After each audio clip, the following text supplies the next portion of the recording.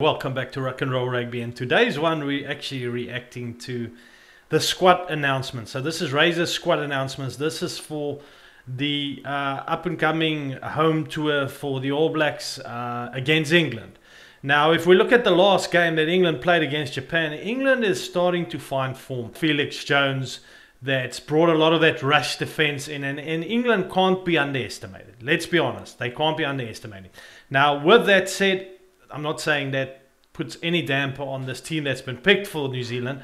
But yeah, you know, Razor's coming in. He's coming in with his own ideas. Remember, this guy's taken the Crusaders to so many, you know, Super Rugby title wins that I do feel there is going to be a little bit of bias sometimes towards the Crusaders. And I did see it come through in this team.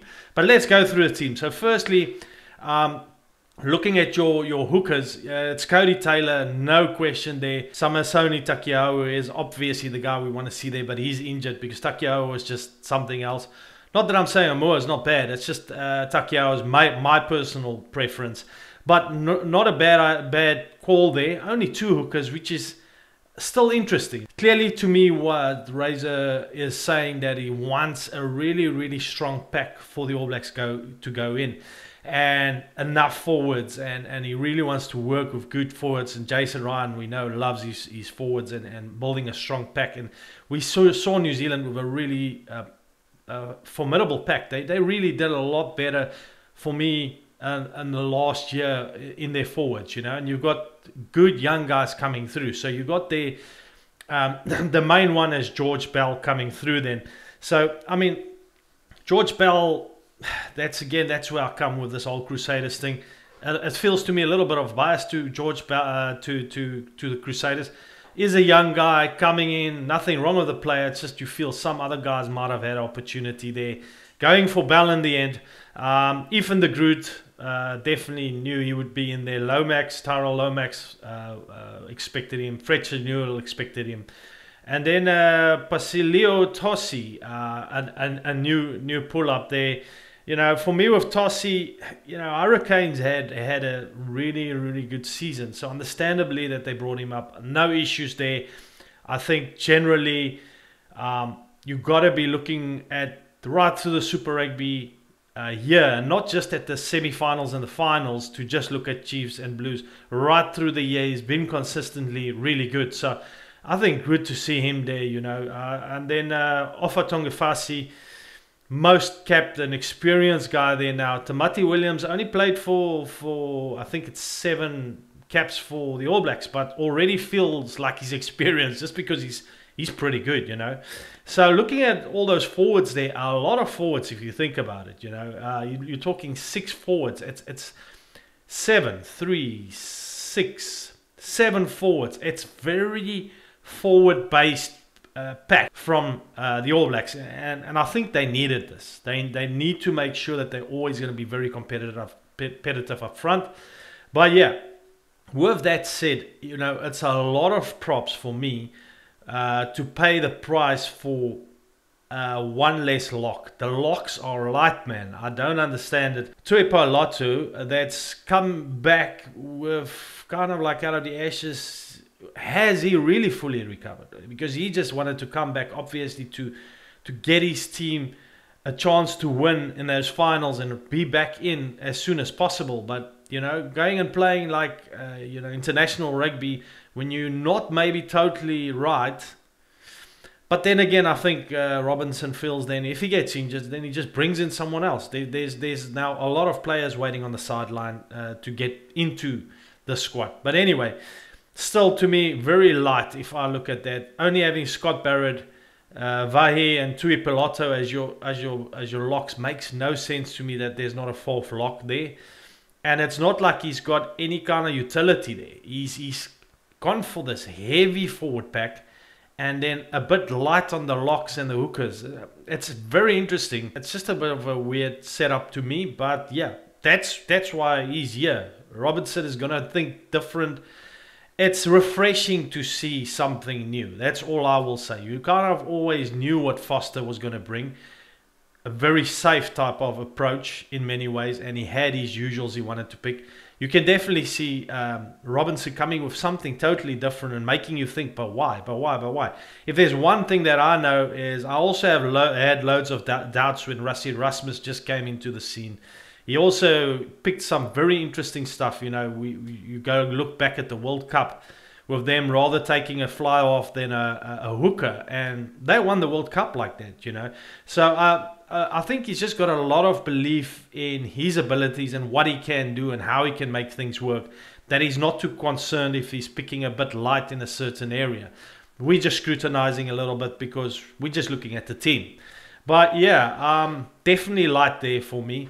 Then going into your your loose forwards, Ethan Blackadder, I mean, Satutu not there and Blackadder in. Again, I feel it's a little bit biased to Crusaders. I can't help to feel like that, you know. But because Blackadder is good. Don't get me wrong there. I really do like Blackadder. I like his versatility. He's not necessarily the biggest carrier, but he's got a lot of versatility. And you know, that's sometimes what you need in All Black rugby. But Hoskins Satutu has definitely been better now. They don't play the same position, but I'm just looking overall at who they picked, you know. And then Finau, Jacobson, Luke Jacobson, which is no surprise. Papali, no surprise. Adi Savia. And then Wallace Satiti above Hoskins Satutu and Peter Lakai. I'm sorry, I just don't see it. I don't get it. And I think most people would feel they've been outdone, both those players for rather Satiti, especially Oscar Satutu, that had a really, really good season. And I would have wanted to see him there. Also, for me personally, picking Scott Barrett as the captain, we knew it was coming. Again, he's already got those relationships with Crusaders. It was logical. But from a personal point of view, if we take just all these relationships, if we had to take it out, we can't. I would definitely, out of types of players that I think is a really good guy to be a captain, I still feel Adi Savia is the right guy to be the captain. He leads by example for me. He's not ill-disciplined. He's a very disciplined player. I see him talking on the field so often. I just feel sometimes Scott Barrett, I also see talk a lot, but Scott Barrett's definitely got some issues with his own play sometimes, you know, just some ill discipline and stuff. There's no point you have a captain that gets sent off, you know, during the year for games due to discipline. You actually need a captain that's going to be like Adi Savia almost always performs. So he leads by example. So I would have wanted to see Adi Savia there, but they logical understanding why they went for Scott Barrett. Then, I mean, yeah, I mean, guys, looking at that forward pack, definitely outdone by, you know, Lakai and Hoskins Satutu, but not a bad pack. Just interesting to see how heavy it is on the props and then lighter on the locks especially. Lighter on the locks especially, but even the hookers, you know. We know there's some injuries, but geez, man, it's one of those cases where I'm almost like, I don't know if that mix could have been better. There could have definitely been a little bit of a better mix, but that's what they've gone for. It's not a bad team. It's definitely a very competitive team when it comes to, you know, a heavy forward, a strong forward pack with a lot of young guys coming in there, losing some experience, but a lot of young guys coming through. I do still think that, you know, definitely one or two of those loose forwards could have been different guys to me that's played better this year. But that's the options, and that's what they've gone for. The questions, the only comments that, you know, kind of Robertson alluded to was that you got to be good both sides of the ball, obviously meaning that you got to be good in defense. So basically saying that he thinks a Lakai and a Hoskins Satutu is not a Satiti on defense, which is what he's saying. So he's giving those messages, so those guys will have to work on that. But it's, I don't know if I see that. I don't personally feel that way. But I mean, these guys look at the game in much more of a statistical perspective, so that could be why. Looking at backs then, Finley Cresley and TJ Perenara. Now that Roygaard's injured, which to me, Christie's been good this year, but man, I like Roygaard a lot. He's just got something that Christie can't bring, like a sniping ability and loads of pace. Obviously now Smith no longer there, Nagy gone. Glad to see TJ Perenara bring that kind of experience. You need that, and I still think Perenara 100% deserving to be in that position. No issues there with those two scrum offs. Then obviously coming into that fly off position, going then, very surprising that they went for Ratima, which I understand the Chiefs has done well in the end in the Super Rugby, but Ruben Love, you would have expected to be there. I don't know, he's just been good this year. Him not making it was a bit of another big shocker to me that they've gone for Ratima above him. And yeah, then Bodie Barrett's there. It's interesting if it's just whomever's writing these, that it kind of suggests Beauden Barrett will be a fly off with where he's listed there. So won't be played on fullback, but looking to play him as a specialised 10. And then, of course, DMAC in there. DMAC would probably be the deserving starting fly off now that Mohanga's not around. But yeah, I would definitely wonder what they're going to do if they're going to start looking at playing Bodie Barrett at 10. Who's the options for fullback? But anyway, let's keep going. Then we got Jordie Barrett, also called as a vice captain, but Jordie kind of becoming a specialised 30 now, specialised centre now lately. So 12th centre, becoming specialised in that. So I don't think they'll play him on fullback or something. And then you've got Rico Ioane there. But just keep remembering that Beauden and Jordie and Damian McKenzie are all utilities. So even though they're not picking guys that might be specialising, they can move around. They kind of want them to specialise, but these guys can at any stage go and play fullback if they have to. So it's not like it's that serious. Then you've got Rico Ioane on centre and Anton Leonard-Brown, as expected there, both of them. Good to see Billy Proctor and the team, well deserved, had a phenomenal season. And I mean, Amoni Narawa, especially coming towards the playoffs, really has been shining. So putting him in there, then Narawa, Stephen Perofeta, which can also go into that fullback position.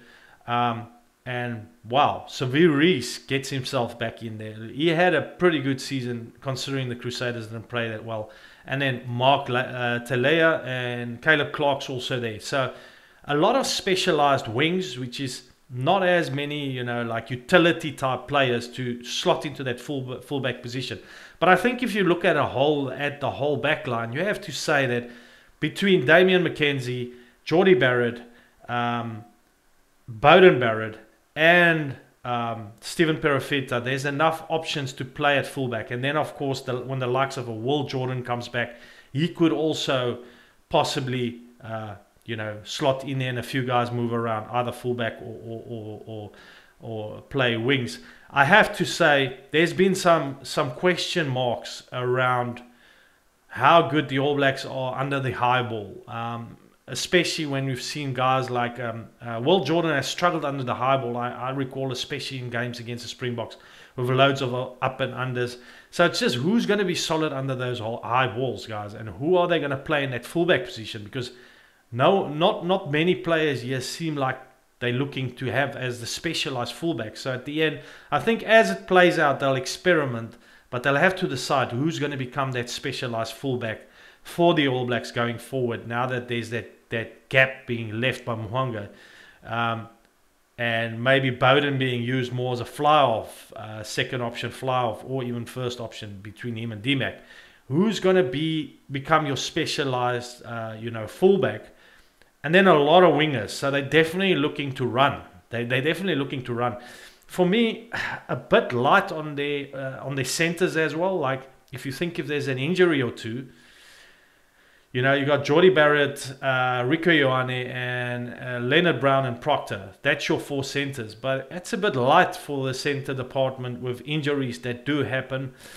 No Havili, which, look, Havili's been decent, but I mean, I kind of like Proctor in there more. But I would have almost thought that you needed someone extra in there in that centre position. I just feel that I don't know with the center position. It's a position where you can quickly end up with 1 or 2 injuries, and because you have to play 2 guys, I'd say there needs to be 5 centers. So if they're going to be looking to play someone in center, I don't know, a Clark, or start being a bit more experimentative around there, or even a Bowden Barrett, or what they're going to start doing if the centers go down, maybe even a Narawa. I don't know, but they will have to consider that with so many specialized wingers in the form of Talia, Reese, Narawa Riri, and Clark, all being very specialized in being wingers. It does leave them a little bit light in the center and the fullback position. But guys, that's the team. Also guys like Lester Fangia Nugu, that's been really, really good to me. A great player, awesome in the World Cup. Obviously not being considered here. Muhanga not being able to be considered here. A few guys playing overseas, Shannon Frizzell not being, considered for this. It's a pity, because it's good players that you are not keeping in the mix. But it would be interesting if these players develop and all those come back. Samasoni Takihawa comes back.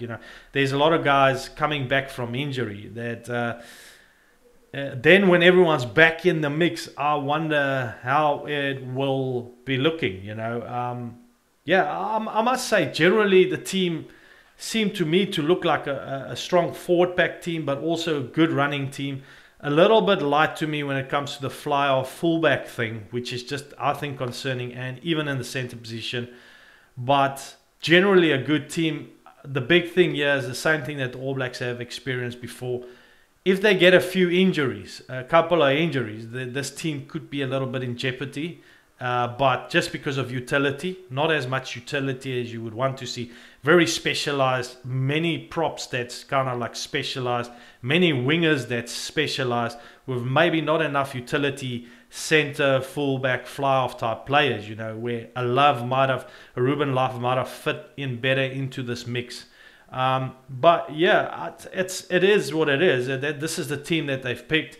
What I will say is up and unders.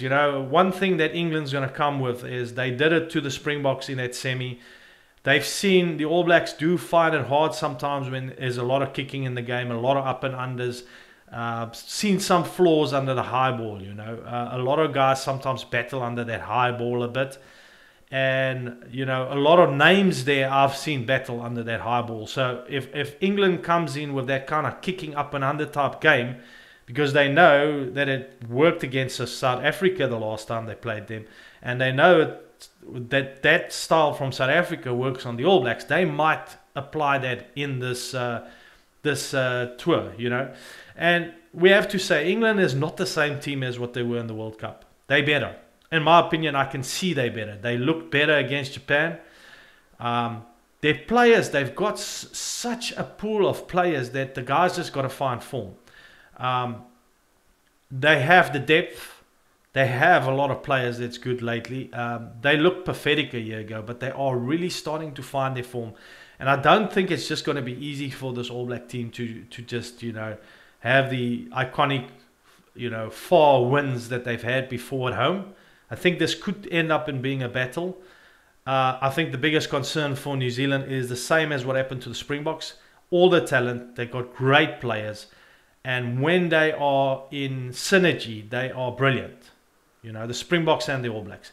But it's the synergy. The Springboks struggled first half against Wales. They have a mix of all these new guys coming in.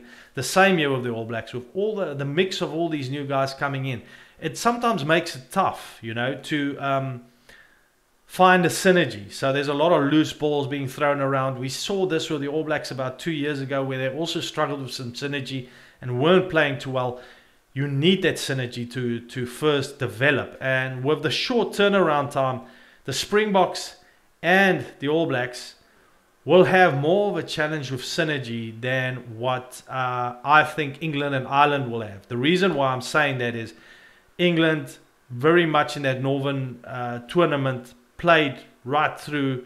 Most of those players coming out of those clubs right through even, the festive season. They went right through December. They played a lot. Might also struggle a bit with synergy in England, but they look pretty good against Japan. Could see some synergy issues with the Springboks. It's going to take them a little time. Where if you look at someone like Ireland, all their players come out of Munster and Leinster, which is 2 teams. So they've been playing together for most of the time. So they already have a lot of synergy. The All Blacks, again, having to get all these players now from all these clubs to start finding that synergy, and a lot of young folk coming through. So it's not the same team as what you saw last year from the All Blacks and the Springboks. So it might take a test, 1 or 2 tests for both the Springboks and the All Blacks before they start finding their form.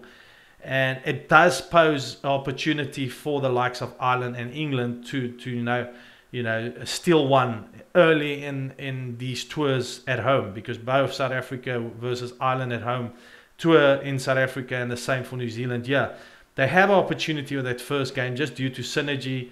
New coach for New Zealand, a lot of new players, for even a new coach for Springboks, really, although Rassie was coaching all along.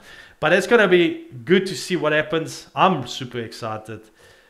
2 weeks we're watching, big test rugby, Springboks versus Ireland, England versus New Zealand. Gonna be great. Guys, if you enjoyed my reaction to this, I think I'm doing pretty well for actually a Springbok supporter, but following All Black Rugby quite closely, to give my review on this. If you enjoyed it, hit the subscribe button. See you in the next one. Bye.